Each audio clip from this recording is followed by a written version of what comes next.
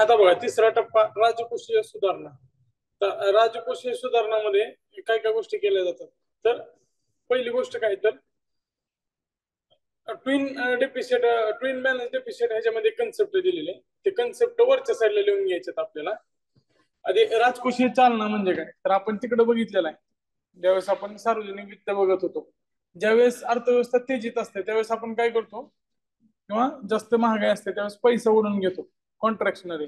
आणि ज्यावेळेस म्हणजे समजा मंदी असते त्यावेळेस पैसे सोडतो आपण मार्केटमध्ये, त्याला आपण एक्सपान्शनरी पॉलिसी म्हणतो किंवा धोरण म्हणतो. राजकोषीय धोरणाचा वापर करून अर्थव्यवस्थेला चालना देतात. कारण जर आपण सरकारने जास्त खर्च केला तर जास्त पैसे अर्थव्यवस्थेत जातील आणि अर्थव्यवस्थेला चालना मिळेल. आणि जी गुंतवणूक असेल ते सरकारनं भांडवलीमध्ये केली पाहिजे. म्हणजे जे तूट होते त्या तूटचा वापर भांडवली मालमत्ता निर्माण करण्यासाठी केल्या पाहिजे. त्याला गोल्डन रूल म्हणतात. फिजिकल पॉलिसीचे गोल्डन रूल काय तर जे फिजिकल तूट आहे किंवा राजकोषीय तूट आहे याचा वापर भांडवली गोष्टी घेण्यासाठी किंवा भांडवली मालमत्ता निर्माण करण्यासाठी केली पाहिजे. कारण भांडवली मालमत्ता काय करणार आहे पुढच्या काळात तुम्हाला नफा मिळवून देणार आहे. तर गोल्डन रूल पण लक्षात ठेवा. तूट ज्यावेळेस निर्माण करण्यास सुरुवात केली होती आणि 1991 पर्यंत तो चालना देण्याचा प्रयोग होता. त्याला फिजिकल स्टिम्युलस असं म्हणतात. अर्थव्यवस्थेला चालना देणं तूट निर्माण करून त्याला फिजिकल स्टिम्युलस म्हणतात.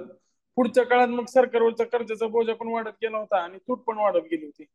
आता ह्याच्यामध्ये राजकोषीय तुटीमुळे कॅड पण असणे याला ट्विन डेफिशिट असं म्हणतात. ट्विन डेफिशिट म्हणजे काय तर करंट अकाउंटवरची डेफिशिट आणि राजकोषीय तूट हे दोन्ही असणं म्हणजे ट्विन बॅलन्स डेफिशिट. हे लक्षात राहू द्या. दुहेरी तूट तिथं त्यांनी मराठीत दिलेलं आहे, इंग्लिशमध्ये पण लिहून घ्या ट्विन बॅलन्स डेफिशिट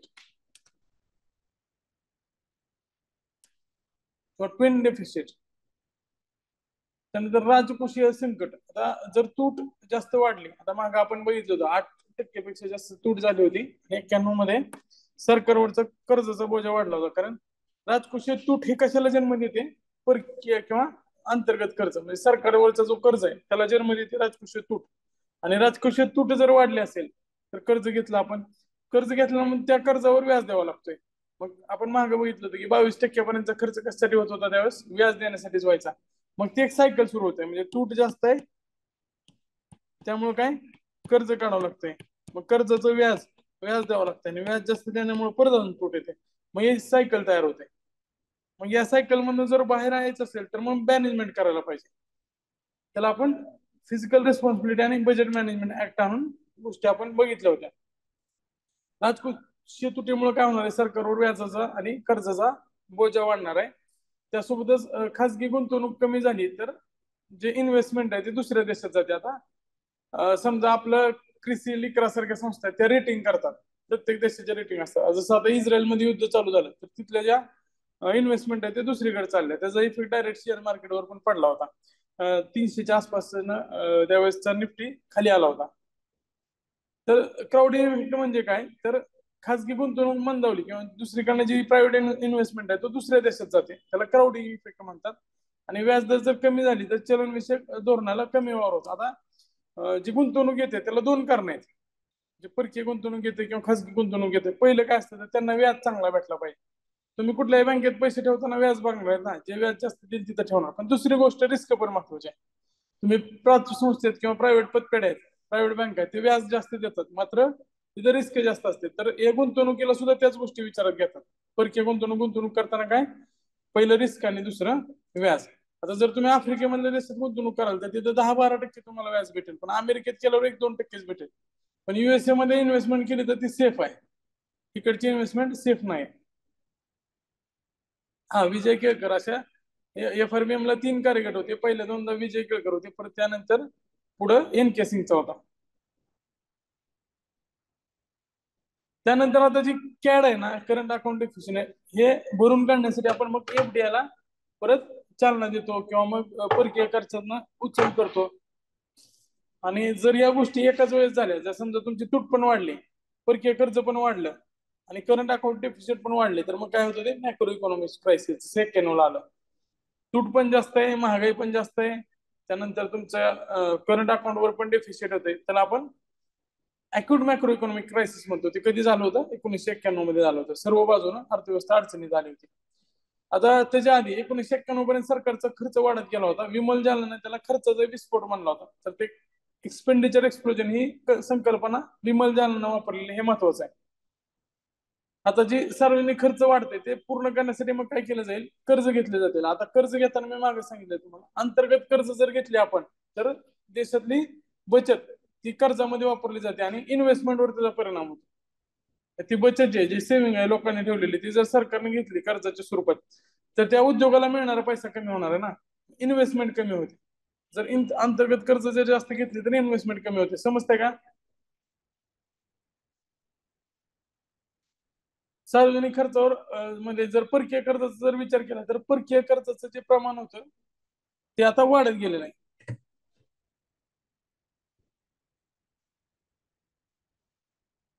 त्यामुळे आता नंतर काय केलं, झिरो बेस बजेट आपण डिटेलमध्ये तिकडे बघितलं होतं. 86 नंतर झिरो बेस बजेट वापरायची सुरुवात केली होती. त्याच्यामध्ये सरकारच्या खर्चावर लगाम लावणे. पण ह्या तरतुदी ज्या होत्या त्या पुरेशा नव्हत्या. त्यानंतर 1997 काही सुधारणा आल्या. त्याच्यामध्ये मी ट्रेझरी बिल वगैरे सगळं तुम्हाला तिकडे लिहून दिलंय. Ways and means advances, treasury bill कोण घेऊ शकतं, कशा पद्धतीने ते इश्यू करतात, सार्वजनिक वित्तमध्ये ते लिहून दिलेलं आहे. मी परत इकडं द्यायची गरज नाही. आता त्याच्यामध्ये आरबीआय कडनं कर्ज घेतले जातात त्याच्यावर पण काय त्या ऍक्ट नुसार veg and means advances act नुसार काय बंधनं टाकलेले आहेत. किती दिवसापर्यंत घ्यायचा, 90 दिवस, 180 दिवस, आणि जे ट्रेझरी बिल आहे ते 1 वर्षापर्यंतचे असं बंधन आहे. आता त्यामध्ये काही आउटकम बजेट, आता बजेटमध्ये काय काय सुधारणा केल्या 2005-06 पासून आउटकम बजेट आणलं. म्हणजे तुम्ही जे खर्च करताय त्याचं खरंच काय परफॉर्मन्स कशा पद्धतीने होतंय, त्या खर्चाचा किंवा त्या पैशाचा वापर कशा पद्धतीने होतोय त्यासाठी आउटकम बजेट आणला. अर्थमंत्री पी चिदंबरम मांडला होता. तर ते लक्षात ठेवा, कुणी मांडला हे पण प्रश्न येऊ शकतो. आउटकम बजेट 2005-06 कुणी मांडलाय? पी चिदंबरम.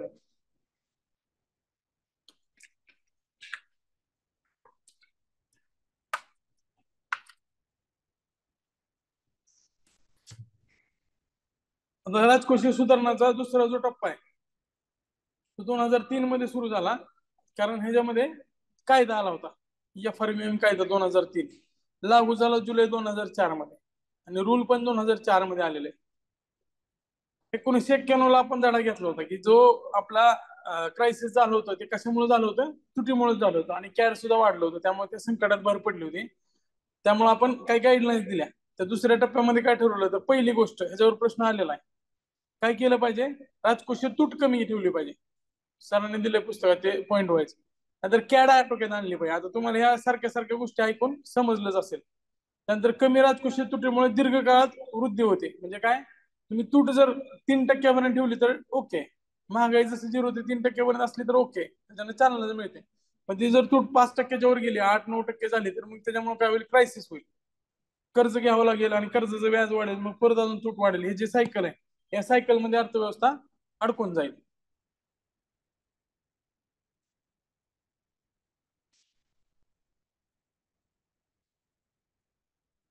हा, त्याच्यानंतर बघूया 87-88 मध्ये शून्य आधारित किंवा झिरो बेस्ड बजेट हे आपण बघितलं. त्यानंतर 97 ला अतिरिक्त कोषागार बिल बंद केली. हे मी बाजूच एक्सप्लेन केलेलं आहे, त्याच्यामध्ये एक्स्ट्रा काय नाही आहे. आता ह्याच्यामध्ये फक्त लिहा दीर्घ राजकोषीय धोरण आहे ना, long term physical policy LTFP VP Singh आणली होती. एवढं फक्त लक्षात ठेवा. अतिरिक्त कोषागार बिल बंद केली. नंतर FRBM कायदा 2003 चा तुम्हाला माहिती आहे, इथं फक्त काय लिहून घ्या पुस्तकातच. 2004 चा, 2004 चे काय रूल आहेत, लागू कधी, जुलै 2004 ला लागू, आणि रूल पण कधीचे आहेत, 2004 चेच आहेत. तर हे पुस्तकातच लिहून घ्या. 5-6 आउटकम बजेट तुम्ही बघितलेलंच आहे.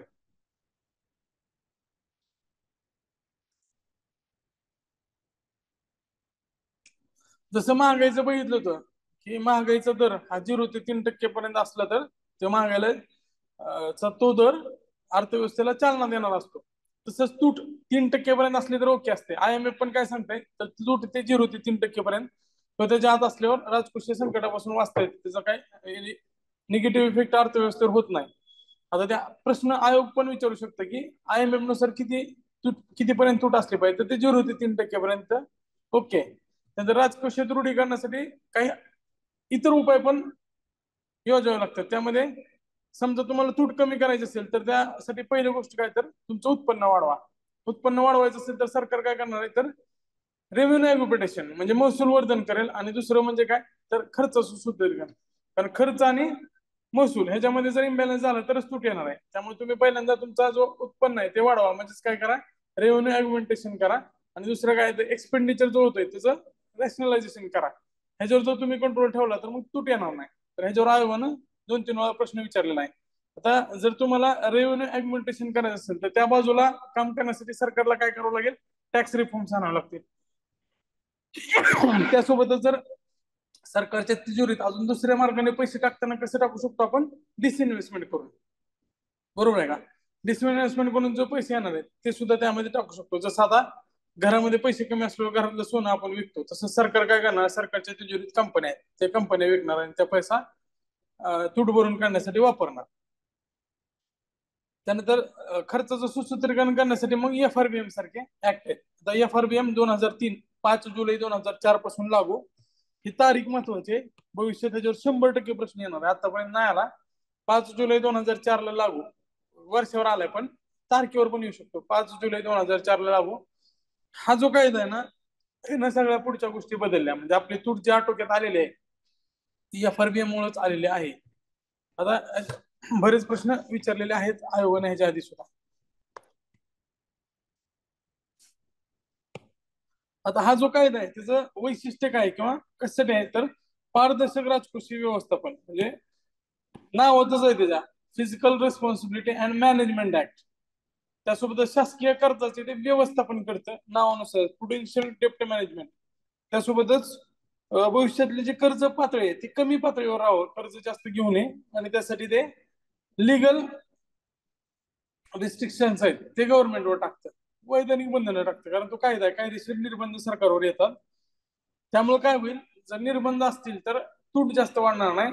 आणि त्यामुळे फिजिकल स्टॅबिलिटी साध्य होईल आणि मॅक्रो इकॉनॉमिक स्टॅबिलिटी त्याच्याद्वारे साध्य करता येईल.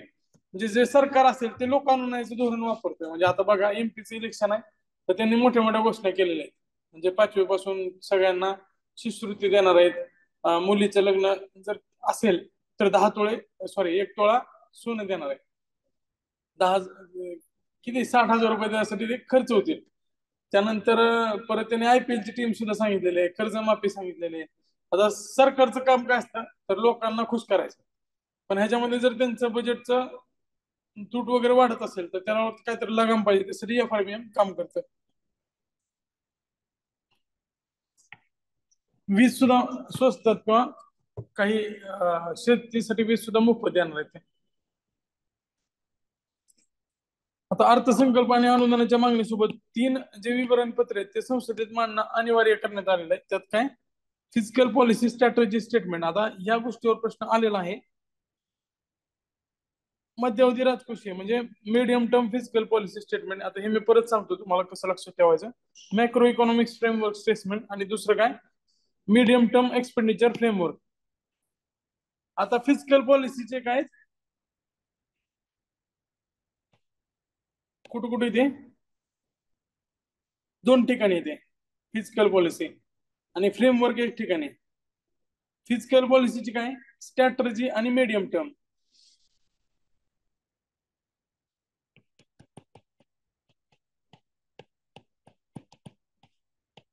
त्यातला पहिला कोणता आहे, स्ट्रॅटर्जीचा आहे. इथे लिहून घ्या तुम्ही पुस्तकात, जिथे जागा आहे तुम्हाला तिथं. राजकोषीय धोरणाची काय, स्ट्रॅटर्जी आणि मध्यावधी. पहिलं तर स्ट्रॅटर्जी महत्वाची असते कुठल्याही गोष्टीत सुरुवात करण्याआधी. ते बजेटची स्ट्रॅटर्जी काय असणार आहे, तुम्ही कशा पद्धतीने राजकोषीय धोरणाची स्ट्रॅटर्जी ठरवणार आहे ते त्यामध्ये असेल. त्यानंतर मीडियम टर्म, मध्यावधी. त्यानंतर फ्रेमवर्क म्हणजे आराखडा, मॅक्रो इकॉनॉमिक्स आराखडा. आणि परत मीडियम टर्म एक्सपेंडिचर. एक्सपेंडिचर साठी फक्त एकच आहे, किंवा शब्दात पण लिहू शकता तुम्ही. एकात काय, स्ट्रॅटर्जी आहे दुसऱ्यात काय मीडियम टर्म साठी आहे. आता मीडियम टर्म पॉलिसी म्हणजे पॉलिसी कुठली असणार फिजिकल पॉलिसीज आणि medium term expenditure.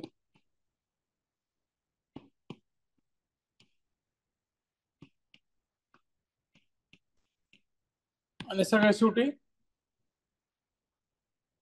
Macro economics framework. Macro framework keyword मध्ये लक्षात ठेवा, सारखं सारखं वाचलं तर त्या उत्तरात तुम्ही शोधू शकता. पॉलिसी संदर्भात दोन आहेत, स्ट्रॅटर्जी आणि medium term policy. Physical policy strategy, physical पॉलिसीची मीडियम टर्म पॉलिसी, त्यानंतर मीडियम टर्म एक्सपेंडिचर खर्च संदर्भात आहे. आणि मॅक्रो इकॉनॉमिक फ्रेमवर्क हा जो बृहत अर्थशास्त्र आहे त्याचा आराखडा, त्यामध्ये इन्फ्लेशन वगैरे सगळ्या गोष्टी कशा आहेत ते कशा राहतील हे त्या एक्सपेंडिचर मध्ये सॉरी फ्रेमवर्क मध्ये सांगितलेलं असतं.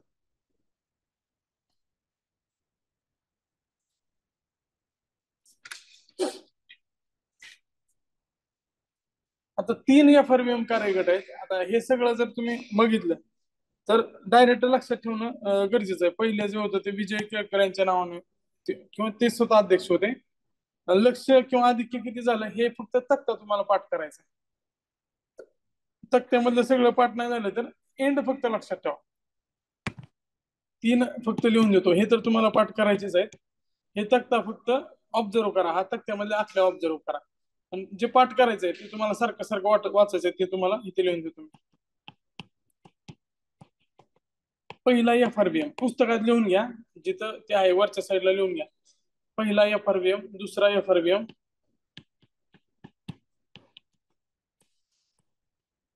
त्याच्यावर प्रश्न शक्यतो जाणार ना.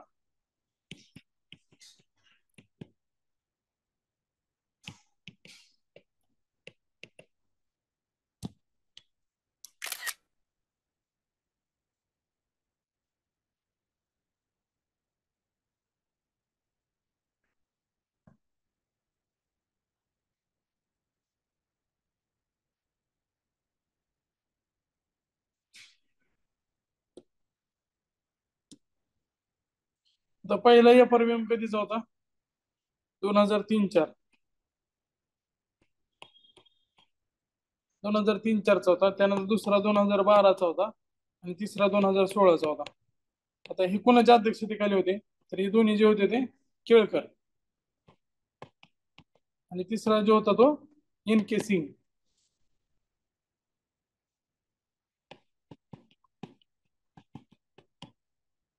आता ह्याचे जे टार्गेट आहेत केळकर केळकर लिहितो परत, तुम्हाला तिथे कन्फ्युजन होणार नाही. आता ह्याच्यामध्ये टार्गेट मध्ये काय सांगितलं होतं त्यांनी?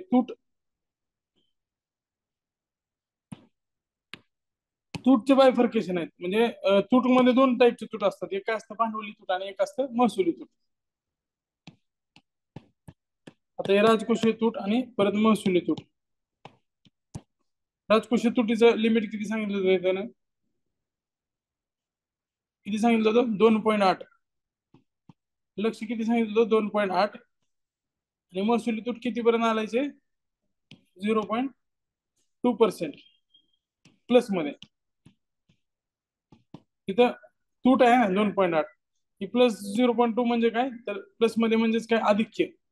तुम्हाला डायरेक्टली तो आधिक्य समजतंय का? म्हणजे महसूल मध्ये 0.2 न आधिक्य पाहिजे, आधिक्य सरप्लस पाहिजे. 0.2 न जास्त पाहिजे, म्हणजे जमा जास्त पाहिजे खर्चापेक्षा तुमची महसुलीमध्ये.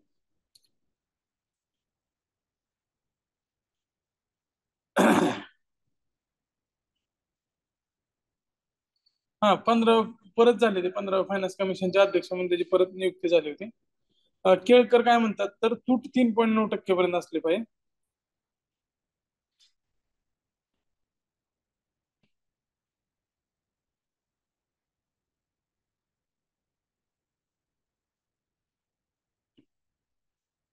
हे टार्गेट आहे ना, टार्गेट आहे ते, टार्गेट लक्ष आहे. ऍक्च्युअल मध्ये कमी जास्त झालेलं आहे. आणि महसुलीसाठी काय तर 2%.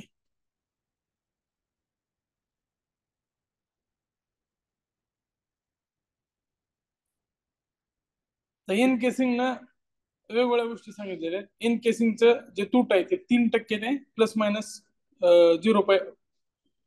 यांचं लक्ष येते 2023-24 पर्यंत. आता यांनी प्रत्येक वर्षाचे लक्ष सांगितले. काय करायचंय, 3% प्लस मायनस 0.5चा एरर चालतोय. म्हणजे हा ते चार्ट मधनच आहे, पण प्रत्येक वर्षाचं त्यांनी दिलेलं आहे. ते सगळ्या वर्षाचं लक्षात ठेवू शकत नाही तुम्ही. एंडला काय सांगते 23-24 ला ते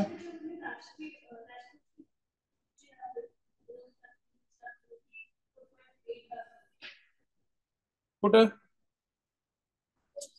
ते लक्ष नाही, ऍक्च्युअल किती आहे कुठलं म्हणताय तुम्ही? 3-4 मध्ये किती होती ते तुम्ही थांबा एक मिनिट. चार्ट कसं वाचायचं सांगतो मी तुम्हाला. आता ही जे आहे ना बी, ह्याच्यामध्ये सध्या किती आहे ती दिलेलं आहे 4.8. जी टार्गेट करायची 2.8 आणि ऍक्च्युअल झाली होती वेगळीच. तिन्ही आकडे लक्षात नाही ठेवू शकत तुम्ही. म्हणजे त्यावेळेस होती 4.8, ज्यावेळेस ते एफआरबीएम बसलं त्यांचं टार्गेट काय होतं 2.8 पर्यंत जायचं. समजलं का? त्या 2.8 मध्ये भांडवली आणि महसुली असणार आहे. त्यातल्या त्यात महसुलीमध्ये आधिक्य साध्य करायचं 0.2%. बी म्हणजे ते इस्टिमेट आहे त्यावेळेसचा.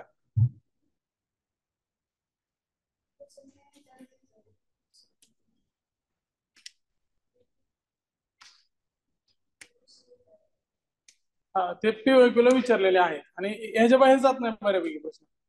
आता कर महसूल लक्षात ठेवा. इथं कर महसूल जर जमलं तर कर महसूल म्हणजे काय, तर जीडीपीचे किती टक्के असला पाहिजे. मी तुम्हाला सांगितलं 10 ते 12% आसपास तो असतो. हा बजेट इस्टिमेट असतं, ते अंदाज असतात. बी म्हणजे अंदाज. कर महसूल मध्ये बघा तुम्ही, तर जे पहिलं कार्यगट आहे त्यांनी 13.2% लक्ष ठेवलं होतं. दुसऱ्या कार्यगटानं 11.1% लक्ष ठेवलं होतं.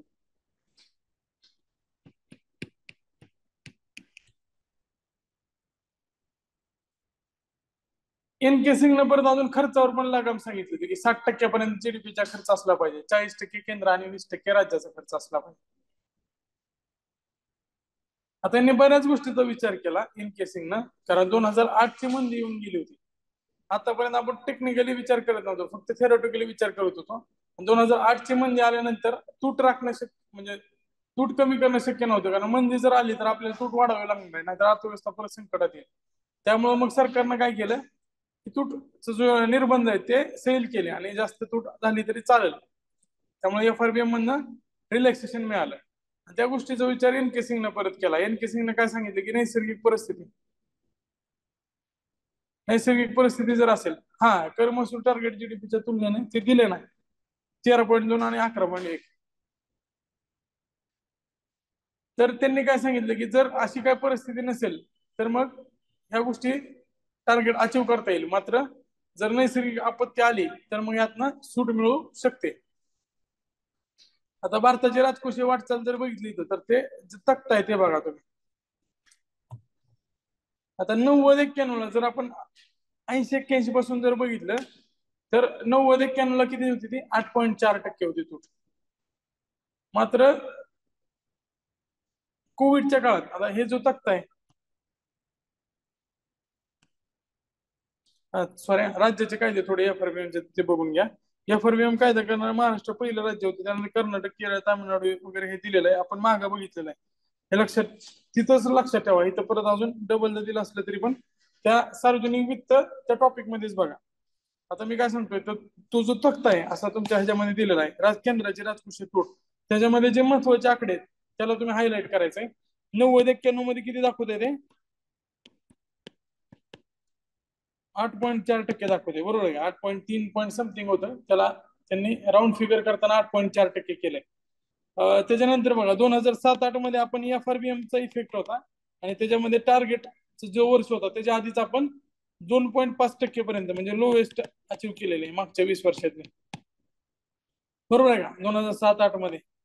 त्याच्यानंतर परत आता इथं एफआरबीएमचं लक्ष जे होतं 2008-9 मध्ये किती होतं 2.8. इथं एफआरबीएम पेक्षा कमी, बरोबर आहे का. कमी केली होती ना आपण तूट एफआरबीएम मध्ये सांगितलं. 2008-9 ला ऍक्च्युअल लक्ष किती होतं 2.8, पण तूट किती झाली 6.1.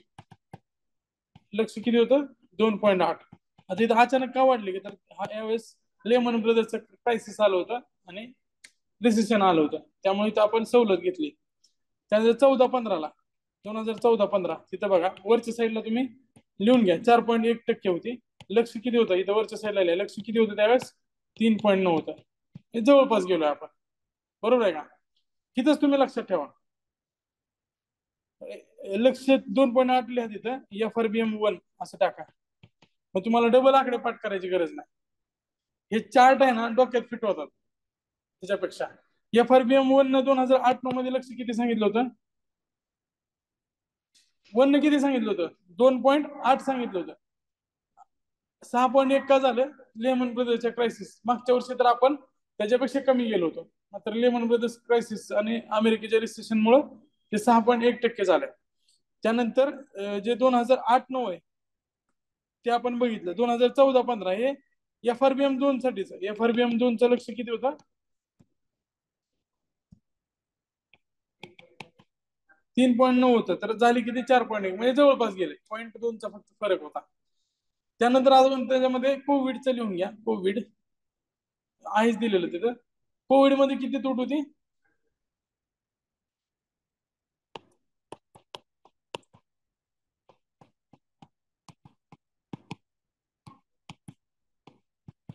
ते नका लिहू. 23-24चं टार्गेट आहे. 23-24ला 3% प्लस मायनस. आता वर्ष चालू आहे 23-24. आता 6.8 मागे होती 21-22ला. आता इस्टिमेटच आहेत ते सगळे. 6.7 मागच्या अर्थसंकल्प.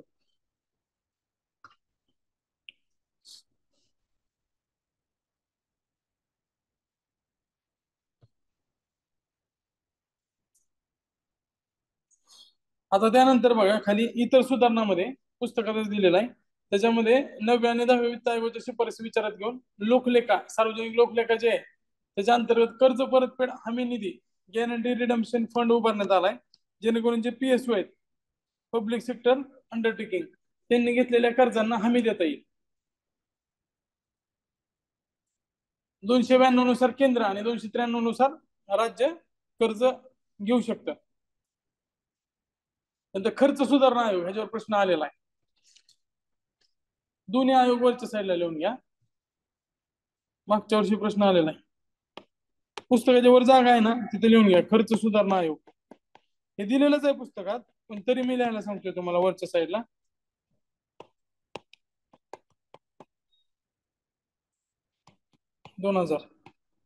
एक्सपेंडिचर रिफॉर्म कमिशन म्हणतात, म्हणजे इंग्लिश मध्ये करतात त्याने एक्सपेंडिचर रिफॉर्म कमिशन लिहा त्याला. केपी गीता कृष्णन यांच्या अध्यक्षतेखाली होता तो. आणि खर्च व्यवस्थापन आयोग ज्याच्यावर गेल्या वर्षीच्या मेन्सला प्रश्न विचारला.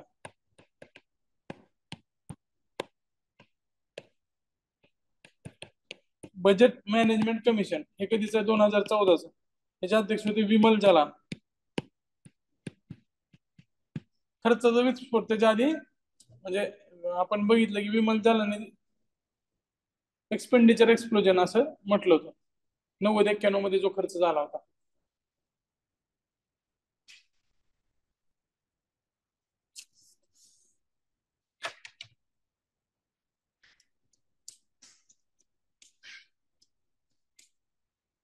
स्वतःच FRBM राबवणारा कर्नाटक पहिला आहे. महाराष्ट्राचं FRBM ऍक्ट 2005 आहे, तिचं लक्ष 2009 आहे, हे फक्त लक्षात ठेवा. FRBM मध्ये महाराष्ट्राचं लक्ष 2009च आहे.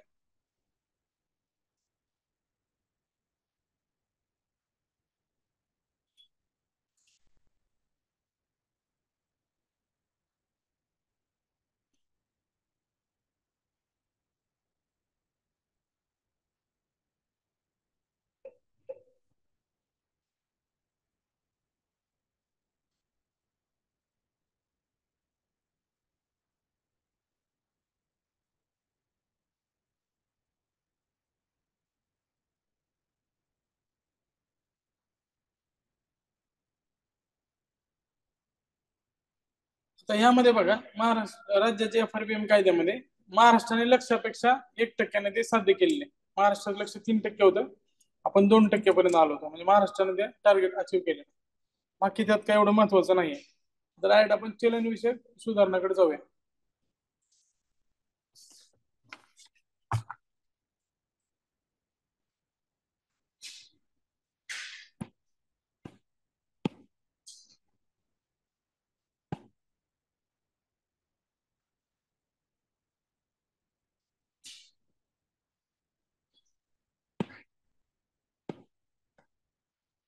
तर चलनविषयक सुधारणामध्ये बऱ्याच समित्या आहेत.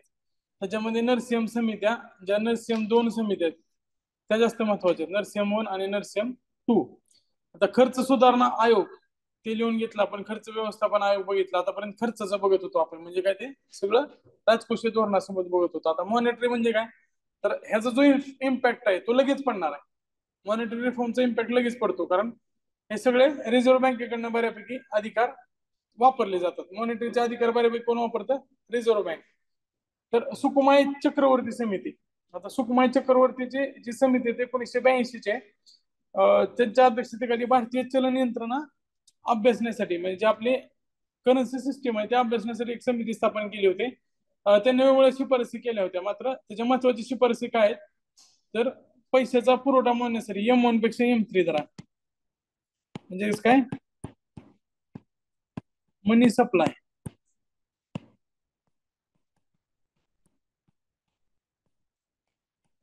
M1 ऐवजी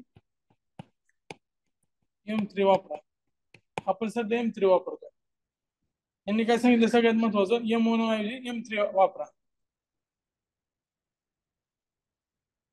त्यानंतर व्याजदरे विनियमित करून लवचिक करा, म्हणजे काय, PLR. स्वतःला आपला लेंडिंग रेट ठरवण्याचा बँकांना अधिकार द्या, असं त्यांनी सांगितलं. आता नरसिंह मध्ये 2 समिती आहेत, नरसिंह 1 आणि नरसिंह 2. आता नरसिंह समिती जी होती ती 1991 ला बृहतलक्षी स्थिरीकरणाच्या उद्देशाने स्थापन केली होती. आता नरसिंह ते पुढे येणार आहे वित्तीय सुधारणामध्ये. नरसिंह 1 आणि नरसिंह 2 तिथं आपण डिटेलमध्ये बघतोय. आता नरसिंह 1 समितीने मॉनिटरी रिफॉर्म्स मध्ये काय काय सांगितलं ते बघूया. मॅक्रो इकॉनॉमिक स्टॅबिलिटीसाठी सगळ्यात महत्वाचं काय असतं, तर इन्फ्लेशन कंट्रोल करणं. बरोबर आहे का. मॅक्रो इकॉनॉमिक्स मध्ये आपण बघितलं होतं CBI. उपाय काय CBI, त्यामध्ये इन्फ्लेशन महत्वाचं, इन्फ्लेशन कंट्रोल. त्यासाठी मग 1991 मध्ये चलन विषयक आणि वित्त विषयक सुधारणा सुचवण्यासाठी नरसिंह समिती गठीत करण्यात आली होती. त्यावेळेस नरसिंह समितीनं CRR आणि SLR हा बँकावरचा कर आहे असं सांगितलं होतं, आणि तो कमी करावा आणि बँकांना जास्त लिक्विडिटी द्यावी, जेणेकरून बँकांना कर्ज देण्यासाठी जास्त पैसे उपलब्ध होतील असं त्यांनी सांगितलं होतं. आणि हा प्रश्न आलेला आहे की त्यांनी बँकावरील कर असं सांगितलं होतं तेव्हा SLR ला. तर रोख राखीव जे प्रमाण आहे CRR तो पण कमी करण्यात यावा. 5 वर्षात वैधानिक रोखचं प्रमाण 25% पर्यंत आणावं, म्हणजे SLR 25%, CRR टप्प्याटप्प्याने कमी करावा असं त्यांनी सांगितलं होतं. आता ही जी समिती आहे आपण डिटेलमध्ये नंतर बघणार आहोत. त्याच्या 3 ते 4 महत्वाच्या शिफारसी परत अजून बाजूला लिहून घ्यायच्यात आपण, म्हणजे आपण जर रिव्हिजन करतोय त्याच्यावर आपण जास्त फोकस करू शकतोय. नरसिंहनं ते कमी करावे सांगितलं CRR आणि SLR. आधी तो CRR 15%च्या आसपास होता आणि SLR 38.5% होता, म्हणजे 50% पेक्षा जास्त पैसे याला वापरताच येत नव्हते बँकेला. त्यामुळे बँका फायद्यात कशा येणार आहेत. बँकाचं जे असेट आहे ते काय, कर्ज आहे. लायबिलिटी म्हणजे काय, तर त्यांच्या ठेवी आहेत. ठेवीवर बँकांना पैसे द्यावे लागतात. मात्र त्यांना जर पैसे कमवायचे असतील तर त्यांना कर्ज दिलंच पाहिजे, आणि कर्ज देण्यासाठी महत्वाचे अडथळे कोणते आहेत, CRR आणि SLR. बँकेच्या स्टेबिलिटीसाठी ते महत्वाचे आहेत. मात्र कर्ज द्यायला अडचण येते ना. CRR म्हणजे बाजूला काढून ठेवावं लागतात पैसे. SLR म्हणजे CRR ला तर काहीच पैसे मिळत नाहीत त्यांना, म्हणजे पूर्ण डेड इन्व्हेस्टमेंट आहे त्यांची. SLR ला म्हणजे 15% डेड इन्व्हेस्टमेंट, म्हणजे ते पैसे काढायला ते दुसऱ्या कर्जावर जास्त व्याज घेणार ना. बरोबर आहे, त्यांना काय दुसरीकडनं पैसे काढावे लागणार.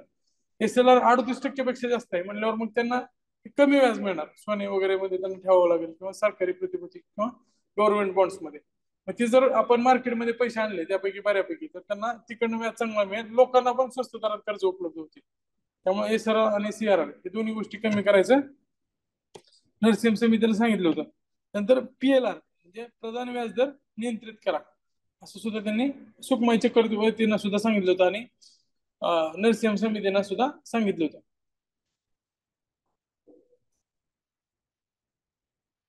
त्यानंतर पुढच्या काळात काय आणलं, तर मल्टिपल इंडिकेटर अप्रोच आणला. त्यानंतर म्हणजे वेगवेगळे डायमेन्शन बघितलं जाईल आणि त्यानुसार ते कर्ज ठरवलं जाईल. तर LF आणलं, लिक्विडिटी ऍडजस्टमेंट फॅसिलिटी, त्याच्यामध्ये रेपो रिव्हर्स रेपो वगैरे येतं. त्यानंतर पुढं MSF आणलं, मार्जिनल स्टँडिंग फॅसिलिटी, म्हणजे SLR अजून 2% कमी करता येऊ शकतं. आपण मागे बघितलंय ते बँकिंग रिफॉर्म मध्ये. हे मॉनिटरी रिफॉर्म्स आहेत. कशात येणार आहे ते? मॉनिटरी रिफॉर्म्स मध्ये.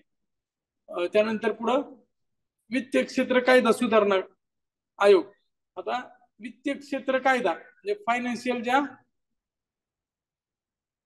सुधारणा आहेत, प्राईम लेंडिंग रेट हा प्रत्येकाला बँकांना ठरवता येऊ शकत होता. पुढे काय बोलत होतो आपण? वित्तीय क्षेत्र कायदा सुधारणा. आता कायदे आहेत, कायदे कशासाठी आहेत?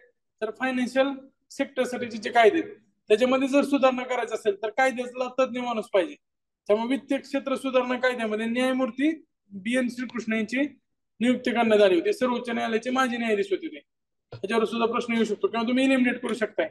वित्तीय क्षेत्र कायदेत म्हणल्यावर तिथं कोण पाहिजे? न्यायमूर्ती पाहिजे. त्यामुळे न्यायमूर्ती सर्वोच्च न्यायालयाचे निवृत्त होते BN श्रीकृष्ण, त्यांची नेमणूक करण्यात आली. Financial sector legislative reforms. आता तो जो अहवाल आहे त्यांनी तो 2013 मध्ये सादर केला. कमिटी होती 2011ची, 2013ला अहवाल दिला होता. ह्याच्यामध्ये त्यांनी काय काय सांगितलं होतं की जे चलनविषयक धोरण आहे, मॉनिटरी पॉलिसी, त्याची जबाबदारी स्पष्ट केली पाहिजे. त्यासाठी MPC ची स्थापना करण्यात यावी. MPC ची स्थापना कुठे कोणी केली? त्यामध्ये BN श्रीकृष्णचं नाव सुद्धा मी तुम्हाला तिथे लिहून दिलं होतं. सगळ्यात शेवटी उर्जित पटेलने सांगितलं होतं. बऱ्याच समित्या होत्या आधी, त्यांनी MPC ची स्थापना करावी म्हणून सांगितली होती. रेड्डी असेल, तारापूर असेल, त्यानंतर श्रीकृष्ण असेल आणि शेवटी उर्जित पटेल असेल. तर ही पण शिफारस महत्वाची आहे त्यांची. त्यानंतर रिझर्व्ह बँकेने RTGS चा अजून विकास केला पाहिजे. तिथं कीवर्ड फक्त तुम्ही लिहा. राजनने सुद्धा सांगितलं होतं MPC स्थापन करा म्हणून. त्यानंतर चलनविषयक धोरणाची 5 तत्वे असावीत. आता हे तत्वे फक्त वाचून घ्या. मापन आणि संशोधन, त्यानंतर धोरणाच्या साधनाबद्दलचे निर्णय म्हणजे इन्स्ट्रुमेंट आहेत. मॉनिटरी पॉलिसीचे इन्स्ट्रुमेंट कोणते कोणते? तुम्ही काय MSF वापरता, SLR वापरता, CRR वापरता, हे सगळे इन्स्ट्रुमेंटच आहेत ना. मॉनिटरी पॉलिसीचे साधन आहेत ज्याद्वारे तुम्ही ते कंट्रोल करू शकताय. त्यानंतर पुढे काय? चलनविषयक धोरणाची कार्यप्रक्रिया कशी असली पाहिजे आणि चलनविषयक धोरणाचे प्रेषण म्हणजे कुणी ते राबवायचे, त्यासोबतच जबाबदारी यंत्रणा कुणाकडे असली पाहिजे. सध्याची जर कंडिशन बघितली आपण मॉनिटरी पॉलिसीची, सगळ्यात जास्त जबाबदारी कोणाकडे आहे? RBI कडे. उर्जित पटेल समिती. आता उर्जित पटेल समितीच्या बऱ्याच शिफारसी मान्य करण्यात आलेल्या आहेत. त्यावेळेसचे RBI चे गव्हर्नर जे होते रघुराम राजन, त्यांनी डेप्युटी गव्हर्नर असणाऱ्या उर्जित पटेल यांची नियुक्ती करत होती. आधी कशासाठी होती? तर expert committee on revise and strengthen the monetary policy framework, म्हणजेच काय? चलन धोरण आराखडा. मॉनिटरी पॉलिसी फ्रेमवर्क मध्ये काय इम्प्रुव्हमेंट करायची होती, त्यासाठी एक्सपर्ट कमिटी टू रिवाइज म्हणजे काय? त्यामध्ये सुधारणा करणं. रिवाइज अँड स्ट्रेंथन, रिवाइज करणं आणि मजबूती आणणं. तर ते स्पेसिफिक इंग्लिश मधलं नाव लक्षात ठेवा. Revise and strengthen monetary policy framework. तर समितीने 2014 मध्ये तो अहवाल सादर केला. 13 मध्ये नेमले आणि 2014 मध्ये अहवाल सादर केला. या मॉनिटरी पॉलिसीच्या संदर्भात सगळ्यात महत्वाची समिती कोणती आहे? तर उर्जित पटेल आहे, हे लक्षात ठेवा. आता त्यांनी महत्वाच्या गोष्टी सांगितल्या आणि काय काय सांगितलं होतं? तर पहिलं, महागाईचं नियंत्रण चलनविषयक धोरणाच्या चौकटीचं मुख्य सूत्र असलं पाहिजे. म्हणजे मॉनिटरी पॉलिसीचा उद्देशच काय? तर महागाई नियंत्रण करणं, हे त्याचं पहिलं काम असलं पाहिजे. त्यानंतर MPC कमिटी मध्ये 3 RBI 3 गव्हर्नमेंटचे सदस्य असतात. ते आपण मागं RBIच्या टॉपिक मध्ये बघितलेलं आहे. किंमत वाढीच्या मापनासाठी ढोबळ किंमत निर्देशांकाऐवजी CPIC,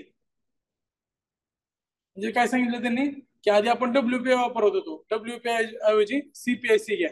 आणि पहिलं काय सांगितलं? तर इन्फ्लेशन कंट्रोल हे मेन टार्गेट असलं पाहिजे. दुसरं काय सांगितलं?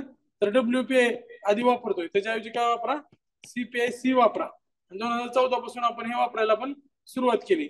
नंतर इन्फ्लेशनचं जे टार्गेट आहे, इन्फ्लेशन टार्गेट ते किती पाहिजे? 4% ±2, हे इन्फ्लेशनचं टार्गेट असलं पाहिजे. MPC स्थापन करा हे तर आपण बघितलंय, वरच्या पण सांगितलं, यांनी पण MPC सांगितलेलं आहे. त्यानंतर रेपो रेट हा पॉलिसी रेट म्हणून वापरला जावा. रेपो रेट हा कसा पाहिजे? Policy rate. पॉलिसी ठरवण्यासाठी तुम्ही रेपो रेट बदलला तर त्याचा पूर्ण पॉलिसीवर इम्पॅक्ट होणारच आहे. लॉंग टर्म रेपो विकसित करा. त्याप्रमाणे LCR प्रमाणे देशातील वैधानिक रोखता प्रमाण राखण्यात यावे. म्हणजे LCR कसा राखवला जातो? लिक्विडिटी कव्हरेज रेशो आपण कुठं बघितलाय? तो बेसल निकष मध्ये बघितला त्याप्रमाणे SLR कमी जास्त केला पाहिजे.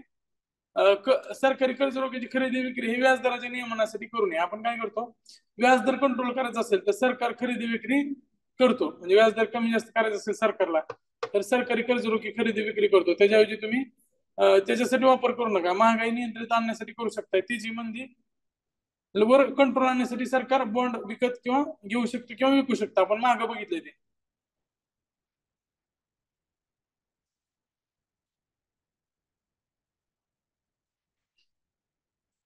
काय प्रश्न आहे त्यांचा? WPI CPIC कंबाईन का? कारण WPI चा जो इम्पॅक्ट आहे तो सामान्य जनतेवर नाही पडत.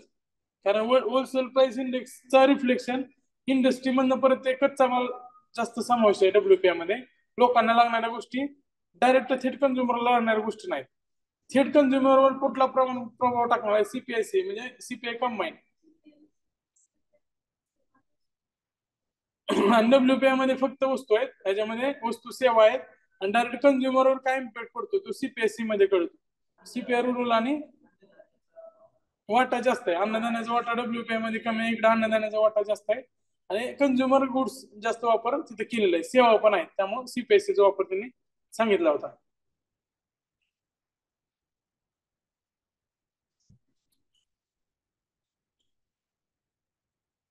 परत ह्या जर सगळ्या शिफारसी आहेत त्यातल्या बऱ्यापैकी शिफारसी सरकारनं स्वीकारल्या.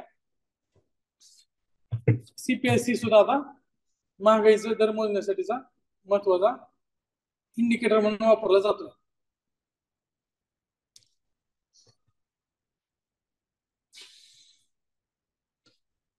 आता चलनविषयक सुधारणा काय काय करण्यात आल्या तर 1994 नंतर प्राईम लेंडिंग रेट डिसेंट्रलाइज करण्यात आला. प्रत्येक बँकांना स्वतःचा PLR ठरवण्याची मुभा देण्यात आली. आधी RBI सांगायचं की तुम्ही एवढं व्याजदर आकारायचं, ते फ्लेक्झिबिलिटी नसायची. प्रत्येक बँक आपल्या पद्धतीने PLR ठरवायला सुरुवात झालं 94 नंतर. मी लिहून दिलंय तुम्हाला सगळं, MCLR, PLR, DPLR सगळं लिहून दिलंय. 98 पासून चलनविषयक धोरण ठरवताना व्याजदर, परतावा दर, चलन व्यापार विनिमय दर असे सगळे मल्टिपल इंडिकेटर अप्रोचचा वापर केला. म्हणजे चलनविषयक धोरण ठरवताना आधी फक्त इन्फ्लेशन वगैरे गोष्टी विचारात केला जायच्या, पण आता बऱ्याच गोष्टीचा विचार केला. एक्सचेंज रेट किती आहे, आपल्या डॉलरच्या तुलनेत रेट किती आहे, आपली फिजिकल कंडिशन कशी आहे, त्याच्यामध्ये किती तूट आहे, M3 कसा आहे, हे सगळ्याचा विचार करणं आणि परत मॉनिटरी पॉलिसी ठरवणं याला मल्टिपल इंडिकेटर अप्रोच म्हणजे बऱ्याचशा इंडिकेटरचा वापर करणं असं म्हणतात. 2004 पासून LF आलंय, 2011 पासून MSF आणलं, 2010 ला रिझर्व्ह बँकेने बेस रेट लागू केला, आता 2016 ला MCLR लागू केला, 2019 ला EBR एक्सटर्नल बेंचमार्क रेट आपण बघितलाय. तो कुठे बघितलाय? RBI टॉपिक मध्ये. EBR लागू केला 2019 पासून. त्याने 2016 ला मौद्रिक धोरण समिती स्थापन केलेली आपण बघितलंय आणि 2016 ला MCLR तर ह्यातल्या सगळ्या गोष्टी जवळपास झालेल्या आहेत आता.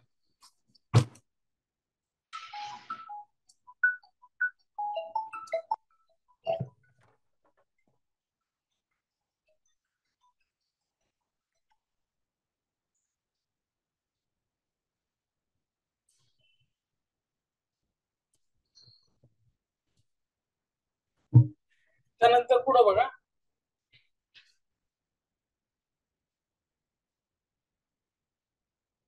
वित्तीय सुधारणा आणि बँकिंग सुधारणा. आता हे सगळ्यात मोठे आहे. ब्रेक नंतर कंटिन्यू करू आपण.